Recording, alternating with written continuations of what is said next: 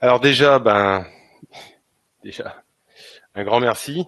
Voilà ce qui nous attend pour cet agenda de clôture. On va rapidement parcourir quelques remerciements et puis on terminera par une petite note un petit peu décalée. On a l'habitude, c'est pas la première fois, c'est pas la dernière fois, et on a essayé de vous préparer un truc qui change un petit peu. Alors déjà un grand merci, évidemment, un grand merci aux speakers qui nous ont épaulés, qui ont préparé, je le disais dans la conf d'introduction, mais énorme travail de la plupart de ces speakers qui ont travaillé, qui ont préparé du contenu pour vous de qualité, qui ont préparé des vidéos, qui ont préparé des slides, qui ont travaillé sur des VM pour faire des tests et vous présenter un contenu qui soit à jour. Donc encore une fois, un grand merci aux speakers.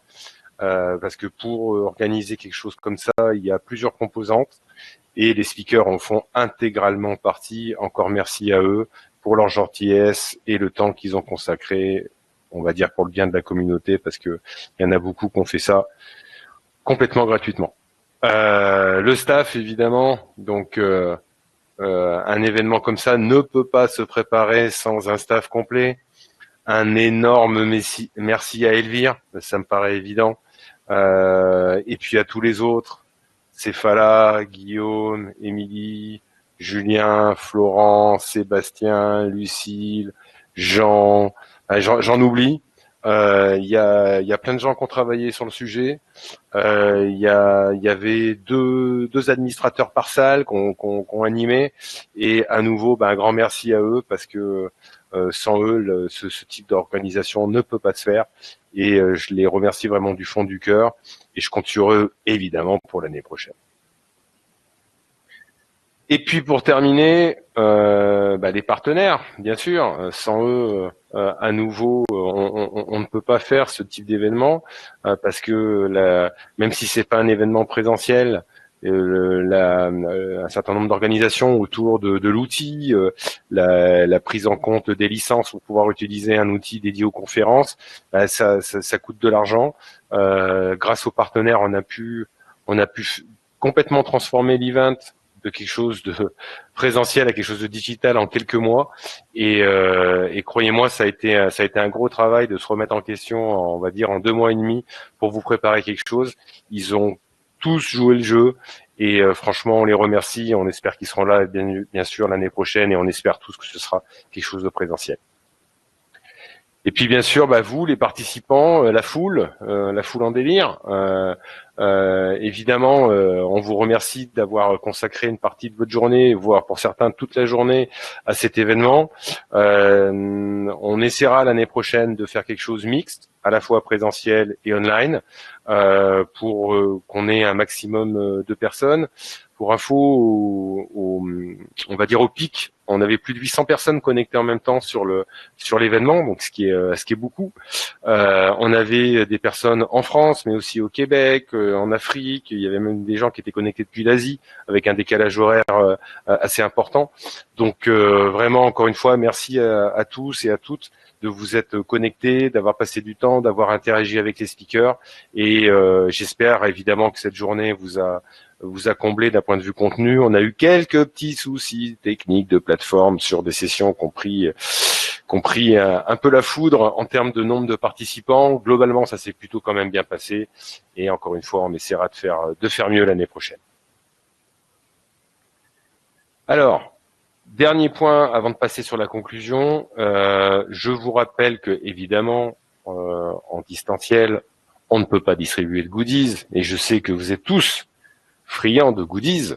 Donc cette année, comme je vous l'ai dit en introduction, n'oubliez pas, utilisez votre code. Vous serez vraisemblablement comme moi super agréablement surpris du contenu qui est fait sur Alform. Il y a des speakers d'ailleurs cette année qui sont également formateurs sur Alform, contenu en français, contenu technique. Vous avez un accès au catalogue pendant 1 mois et vous avez une remise sur l'abonnement annuel. Franchement, profitez-en, c'est un truc super. Moi, j'ai notamment suivi perso deux, trois formations sur la partie PKI. J'ai appris plein de trucs et c'est vraiment une plateforme de qualité, donc profitez-en. Alors, pour clôturer, on a voulu faire un truc un peu différent. Alors l'année dernière, on avait fait un truc qui était en relation avec le sport. Cette année, c'était un peu compliqué, comme vous pouvez l'imaginer. On a décidé de faire en fait un lien entre ce qu'on voit dans le quotidien, dans l'évolution des technologies et la science-fiction. Alors, on va parcourir comme ça. J'ai pris 2-3 exemples d'auteurs pour illustrer un peu ce qu'ils ont écrit au moment où ils l'ont écrit et ce qu'on a vu ensuite derrière dans la réalité. Alors évidemment, Arthur C. Clarke, c'est un auteur très connu. Il y a une phrase que j'adore de chez lui, c'est évidemment tout ce qu'on voit comme une technologie très avancée, si on la voit dans un autre aspect, si on comprend pas ce que c'est, on le considère comme de la magie. Et en fait, ça m'a toujours rappelé une situation que j'ai vécue quand j'ai commencé, que j'étais jeune dans ce métier. C'était ce qu'on appelait le DSI à l'ancienne. Donc le DSI à l'ancienne, on le comparait très souvent aux sorciers dans la tribu africaine. C'est-à-dire qu'il avait ses petits trucs, ses petits gris-gris, il montrait à personne ce qu'il faisait. Les gens comprenaient rien du tout à ce qu'il faisait. Et on avait évidemment cette espèce de symbole chamanique. Le gars faisait tout dans son coin, n'expliquait rien. Alors évidemment, les choses ont évolué depuis, puisque la technologie, la plupart des gens se la sont appropriées. L'usage des technologies de façon générale a augmenté. Mais voilà, j'ai toujours ce souvenir en tête de DSI qui faisait de la S400. On était complètement avec des choses complètement abscons pour nous, on comprenait pas. Et il y avait ce côté un peu gourou, un peu magique justement, qui était extrêmement intéressant. Alors là, ce que je veux vous faire, c'est vous partager. Alors j'espère que les vidéos vont fonctionner ce coup-ci. Vous partagez en fait une vidéo très courte qui est en fait qui représente en fait ce que disait Arthur C. Clarke en 1974. C'est possible que chacun doive cliquer sur le petit bouton lecture sur le player.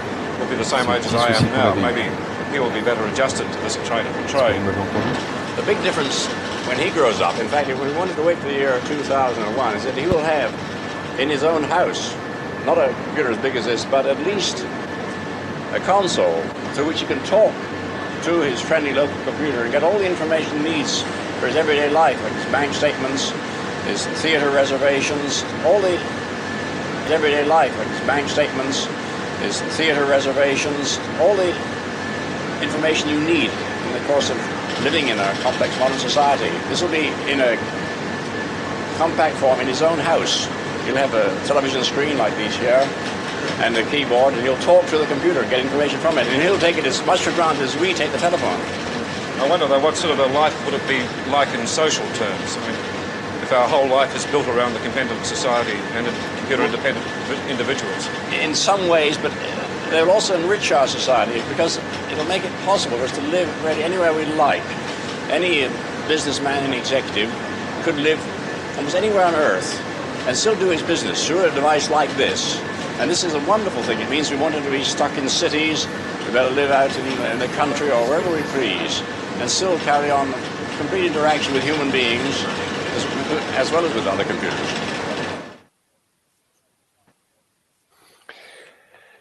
Donc, comme vous le voyez, rendez-vous compte, 1974, c'est absolument incroyable, comme des gens peuvent être visionnaires et voir des choses dans nos métiers ou à d'autres niveaux, comme je sais pas, le dirigeant de Facebook ou d'Instagram, comme des gens absolument visionnaires. Il faut se rendre compte aussi que effectivement, il y a 20, 30, 40 ans, on a des personnes qui avaient une vision absolument incroyable de ce qu'allait devenir le monde et qui nous ont permis les meilleurs romans de science-fiction qu'on puisse connaître. Alors, juste pour vous rappeler, Arthur C. Clarke, c'est évidemment 2001 Odyssée de l'espace. Alors pour être précis, en fait, 2001 Odyssée de l'espace, c'est en fait la fusion de deux nouvelles d'Arthur C. Clarke à l'aube de l'histoire. Et là, c'est en fait la fusion de deux nouvelles d'Arthur C. Clarke à l'aube de l'histoire et la Sentinelle. Et ça a donné évidemment un des films majeurs de toute la culture cinématographique. Je vous conseille également deux autres romans ou cycles de la part d'Arthur C. Clarke. C'est le cycle de Rama avec Rendez-vous avec Rama, et également Les Enfants d'Icare. Ce sont des petits bijoux de la science-fiction, des petits bijoux de la littérature de façon générale. Et vraiment, si vous les avez pas lus et si vous êtes un peu passionné par ce genre de choses, je vous conseille grandement la lecture de ces deux romans. Et donc, si on regarde ce que Arthur C. Clarke nous dit pendant la vidéo, il prédit plein de choses. Il prédit ce qu'on appelle maintenant les assistants, donc les Google assistants, les Amazon assistants, les je ne sais quoi assistants, puisqu'il nous parle de quelque chose qui va répondre à la voix chez nous, un petit facteur. Rendez-vous compte, on est en 1974. Il prévoit aussi le travail en remote. Alors ça prend encore plus de saveur avec la période actuelle, puisqu'il nous dit, mais oui, mais de toute façon, on sera tous interconnectés, on sera tous connectés, et le businessman pourra travailler de là où il veut dans le monde. Et pour être honnête, en période de Covid, c'est encore plus fou de voir ça dans cette vidéo. Et puis le parent de l'enfant dénote quelque chose aussi, dit oui, mais si on fait ça, est-ce qu'on va pas perdre un peu d'humanité? Le fait d'être simplement connectés les uns avec les autres par les ordinateurs, est-ce que ça va pas nous déshumaniser? Et effectivement, on a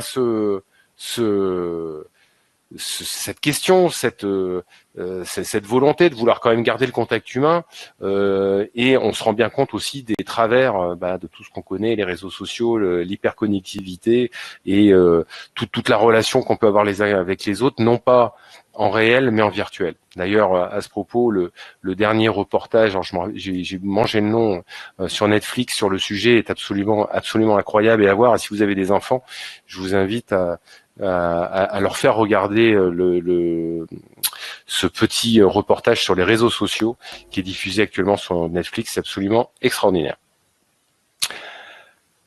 Un de mes auteurs favoris, pas forcément par la qualité de ce qu'il a écrit, parce que c'est parfois un peu complexe à lire, mais surtout à nouveau par son côté visionnaire, avec le livre qui a lancé le mouvement cyberpunk en littérature, qui est Neuromantia. Gibson, bien sûr, 1984. Alors rien à voir avec l'autre livre, mais c'est la date de parution. Et là, c'est absolument extraordinaire de se rendre compte que ce gars-là qui a écrit ça il y a presque 20 ans, presque 40 ans, pardon, décrit une grande partie du monde connecté tel qu'on le connaît maintenant.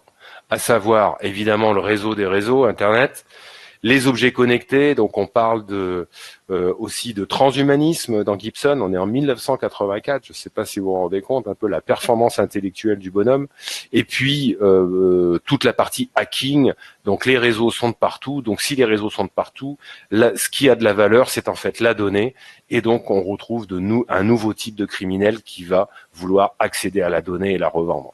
Quand on connaît maintenant l'impact qu'a les ransomware sur notre quotidien et sur notre façon de gérer l'informatique, c'est absolument encore une fois incroyable de voir ça. Et ça a été écrit il y a 36 ans. Donc Gibson, encore une fois, c'est pas super simple à lire, mais c'est un classique neuromancien. Il faut l'avoir lu une fois dans sa vie quand on travaille dans notre métier. Comment ne pas évoquer Philippe K. Dick? Évidemment, c'est un auteur absolument majeur de la science-fiction. Il y a plein de choses chez K. Dick qui sont incroyables. Je vous en ai mis deux. Un qui est très connu, qui est en fait la nouvelle à l'origine de Minority Report, du film qui a été produit. Donc là, rendez-vous compte, la nouvelle a été créée en 1956. C'était pas un roman à la base, c'était une nouvelle. Et puis le roman qui a notamment participé à la gloire de Philippe K. Dick, Les androïdes rêvent-ils de moutons électroniques, qui est à la base de Blade Runner. Puisque évidemment les meilleurs auteurs, ou en tout cas les meilleurs écrits des meilleurs auteurs, sont très souvent adaptés au cinéma. Donc si vous n'avez pas lu le livre à l'origine de Blade Runner, c'est un mélange de vision futuriste, c'est un mélange de pensée transhumaniste également, et aussi de tout ce qu'il faut comprendre sur la relation qu'on peut avoir les uns avec les autres, et notamment au travers de la technologie. Mais il y a un côté humaniste et qui est très révélateur dans ce roman. Et vraiment, je vous encourage à le lire, même si vous avez vu et revu Blade Runner, vous verrez que vous découvrirez des choses au travers de ce roman. Et Philippe K. Dick, pour terminer sur Philippe K. Dick, évidemment, quand on lit ses écrits, ça parle d'intelligence artificielle. Pareil, on parle de choses qui ont été écrites il y a 40 ou 50 ans. Ça parle de hacking, ça parle d'Android. On commence à voir des choses comme ça dans notre quotidien. Alors même si, évidemment, pour l'instant, c'est réservé aux entreprises. On m'indique dans le chat que c'est Social Dilemma, qui est le petit reportage Netflix sur les réseaux sociaux. Et encore une fois, si vous avez des enfants, je vous invite à leur faire part de ce documentaire. Donc évidemment, encore une fois, ce qui est incroyable, c'est de reprendre ce qu'il y a dans le passé et de voir en fait là où on en est, de faire ce parallèle. Et les auteurs de science-fiction, les bons auteurs de science-fiction, les visionnaires, sont absolument incroyables de ce point de vue-là. Pour terminer, et pour peut-être les plus jeunes d'entre nous, ils ont peut-être connu l'âge d'or du jeu de rôle. Alors tout le monde pense évidemment à Donjons et Dragons ou à ce genre de choses, mais il y a voilà une trentaine d'années, il y avait une communauté absolument passionnée qui a produit des petits bijoux d'inventivité. Et le jeu qui était plus en relation avec notre monde, ou en tout cas avec notre métier, plus précisément avec ce qu'on fait maintenant, c'est le jeu Cyberpunk, qui a priori dans pas très longtemps va être adapté en jeu vidéo, si j'ai bien tout compris. Alors j'étais plus jeu de rôle que jeu vidéo, mais si j'ai suivi à peu près ce qu'on me racontait, ce jeu-là va être adapté en jeu vidéo. Là, pareil, c'est 1988. Et là, pour ceux qui connaissent pas, il y a un truc absolument extraordinaire dans ce jeu. C'est Schwarzenegger. Puisque dans ce jeu, figurez-vous, donc on est des années avant que Schwarzenegger se lance en politique, hein, faut bien comprendre ça. Et dans ce jeu, on mentionne le fait que Schwarzenegger va devenir président des États-Unis. Alors évidemment, il n'est pas devenu président des États-Unis, mais il est quand même rentré en politique et devenu gouverneur de Californie. Donc à nouveau, c'est ça qui est absolument exceptionnel, c'est de voir le lien entre ce que des gens ont pu imaginer, parfois même en se disant c'est tellement gros que ça va jamais arriver, et d'être confronté ensuite avec la réalité. Et ce qui est aussi très marquant, je trouve, dans ce jeu, c'est la présence de ce que nous on appelle maintenant les GAFAM. Mais plus précisément dans le jeu, ce qu'on voit, c'est la perte de pouvoir des nations vis-à-vis des grosses entreprises. Et alors, on le vit tous les jours. On se rend bien compte que dans notre quotidien, les gouvernements, quels qu'ils soient, le gouvernement français, italien ou qui vous voulez, font en fait très peu de poids face aux décisions d'un Facebook, d'un Google ou même d'un Amazon. Et ça, c'est peut-être la prévision la plus inquiétante de ce jeu de rôle, parce qu'il faudra collectivement, dans le futur, qu'on trouve les moyens de gérer ça et d'adapter nos modèles à la fois socio-économiques avec l'arrivée de ces GAFAM et avec la puissance qu'ils prennent, et notamment avec l'impact que ça peut avoir auprès de nos États-nations. À nouveau, là, si malheureusement vous n'avez pas joué à Cyberpunk, ça va être compliqué de rattraper votre retard, quoique ça doit encore exister sur des plateformes de trucs d'occasion. Mais voilà, c'est très marquant et on a des questions à se poser.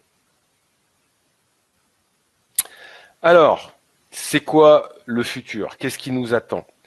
C'est très compliqué, évidemment. On va pas faire trop de prospective, mais on espère un futur radieux. On espère qu'on sera plus dans des voitures autonomes qui se pilotent avec un taxi driver comme on l'a sur la droite, plutôt qu'avec l'apparition d'un Skynet. On n'est pas vraiment certain de vouloir transférer notre esprit de corps en corps. En tout cas, moi, c'est pas quelque chose que je veux pour moi. C'est très compliqué, évidemment, de répondre à ces questions. Néanmoins, il faut toujours garder en tête qu'il y a un équilibre à avoir et à conserver entre la technologie, le bien-être et notre propre volonté d'être des humains. Et il faut s'interroger. Il ne faut pas juste accepter la technologie pour ce qu'elle est, mais il faut également comprendre que ça peut avoir des impacts majeurs sur notre façon d'être, sur notre façon d'interagir avec les autres, et puis aussi sur notre façon d'élever nos enfants pour ceux qui en ont. Et c'est des choses qu'il faut garder en tête dans l'éducation. Il me reste plus qu'à vous remercier énormément pour ceux qui sont restés jusqu'à la fin. Je remercie encore tout le monde. Je vais pas me répéter. Merci encore. Et je vous dis bien évidemment à l'année prochaine pour de nouvelles aventures qui, je l'espère, devraient être à la fois en présentiel et en digital. Encore merci de votre participation et il me reste plus qu'à vous souhaiter une très bonne fin de journée. Merci à vous. Au revoir.